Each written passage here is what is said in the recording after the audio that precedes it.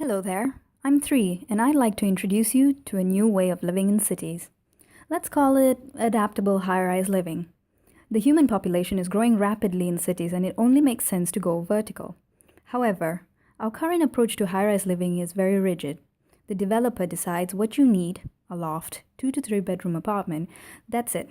If you needed more room for another family member or a new office, tough luck. You'll have to move out and find a space that better suits your needs. Now with adaptable housing, you don't need to do that. Your house is designed to grow with you. You can extend and shrink your house based on your immediate needs and never have to leave your neighborhood. Does such a system exist? Yes, it does. In small numbers, but they do. How does it work? The building is separated into the base building and infill. The base building is just the basic structure, which consists of columns and floor beams shared by all the occupants. The infill is everything else in a house: walls, furniture, finishes, etc. Each house is completely independent and is serviced separately. So when you buy, you're given layout options. You choose the size and layout of your home from a website, or you can work with an infill architect on a design. You choose the materials and finishes, and you can even choose appliances too. You know how much your entire house costs by the end of the form.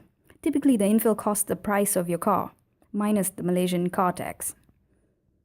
What happens in real life is, you've decided how much space is needed and the amount of materials needed. Infill companies manufacture and assemble your home using dry construction methods in less than a month. Your customized apartment is ready.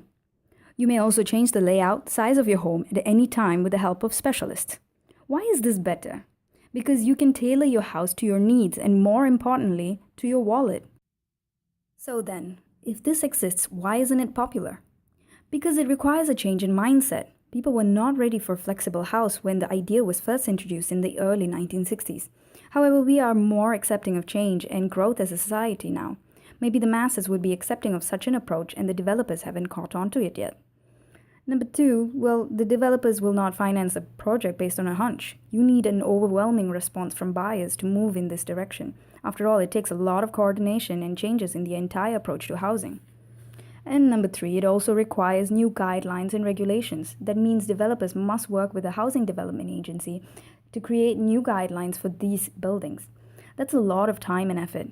Plus, in my experience, it looks like not a lot of people know that such a thing already exists. Okay, I've got your attention. What can you do? Well, this video was created in the hopes I could eventually own a home I could afford, and to determine the market for such a system. Would you be interested in owning a home like this? Yes, no, let me know. You'll find a link to a survey in the description box below. If you like the idea, or even if you don't like it, doesn't matter, just fill it out honestly.